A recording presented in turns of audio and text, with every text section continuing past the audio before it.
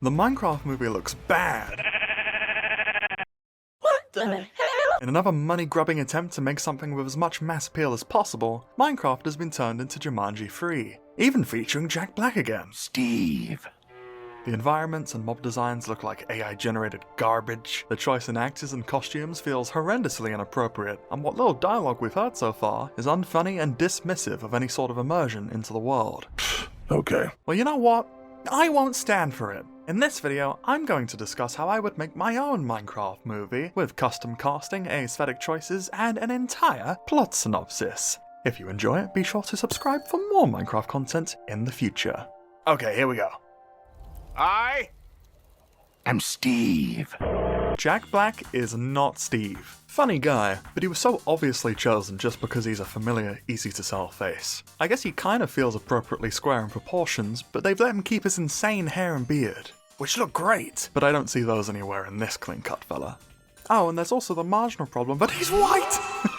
Steve is brown, and I'm tired of pretending he's not. Those toys where he's pale as a ghost just look wrong, man. Most people are tan enough to avoid evoking the uncanniness of those plastic spectres, but it is something to keep in mind if we want a casting choice that makes sense for Steven. At first, I had the brain blast moment of Pedro Pascal. His head is kind of square-shaped, and I think he could pull off the goatee well. This looks like you're undernourished. Apparently, it was falsely rumoured he'd be Steve before more details came out too, which is pretty funny. Then, for a second, I considered Oscar Isaac. He's got spunk, he's got moxie, but perhaps he's a little too much of a pretty boy for the kind of role I have in mind. Finally, I asked you guys, and user Rav3 and Stan3 gave the incredibly inspired choice of Jordan Peele. At first I was like, nah. And then I looked at him again for the first time in like 2 years and, oh my god, I see the vision. Jordan's face is kind of round, but in totality, his silhouette is, well, look at him, he's square. He's Steve. Exquisite. For Alex, let's go with Amy Adams. I think her light, pattery, pleasant voice works pretty well for what I think Alex should sound like. They don't know what they're looking at, so I make suggestions. You'll hear more about her soon, trust me. Oh yes, and if you were wondering, my Minecraft movie would be fully animated. With a little twist.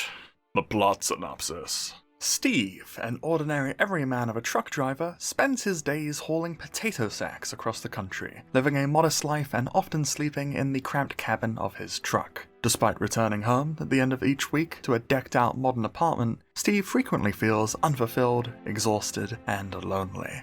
After another grueling week on the road, Steve finally returns home, but his weariness is so overwhelming that he barely manages to make himself a coffee before collapsing onto his red-sheeted bed.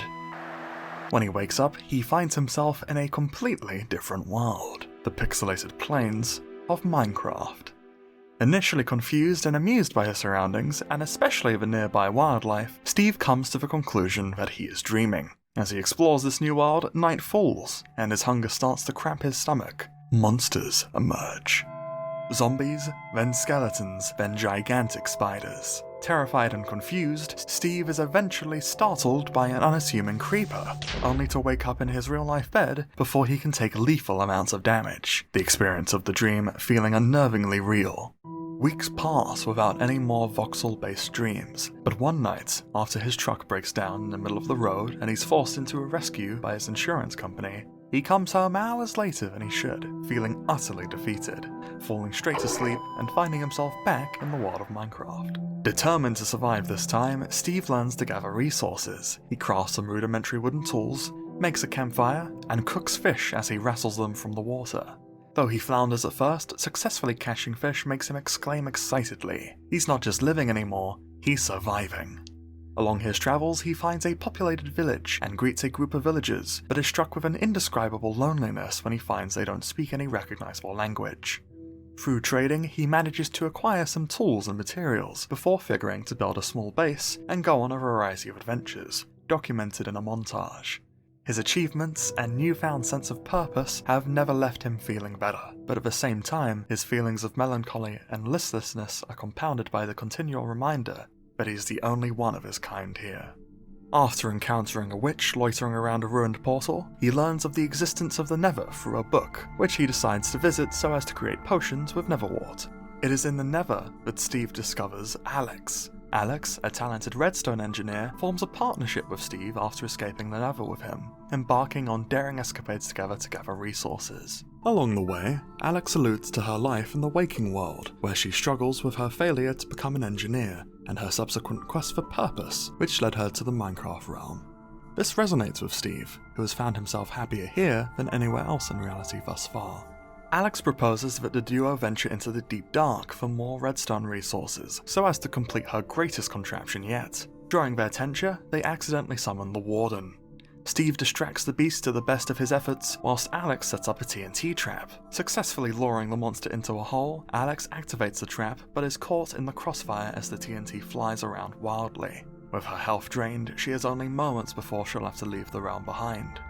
In her last moments, she tells Steve that she thinks that, for all they've achieved, maybe their ability to build a better world doesn't just apply to this fantastical one they've found themselves in. She finally remarks that she had a great time playing with him, and that she hopes to see him again, before disappearing in a puff of smoke. Hurt by her loss, but inspired by Alex's words, Steve resolves to complete his journey, seek out the End Portal, and defeat the Ender Dragon. After a triumphant battle, he returns to the overworld, reflects on his adventures, and takes flight with his newly acquired elytra, marveling at the landscape he has transformed.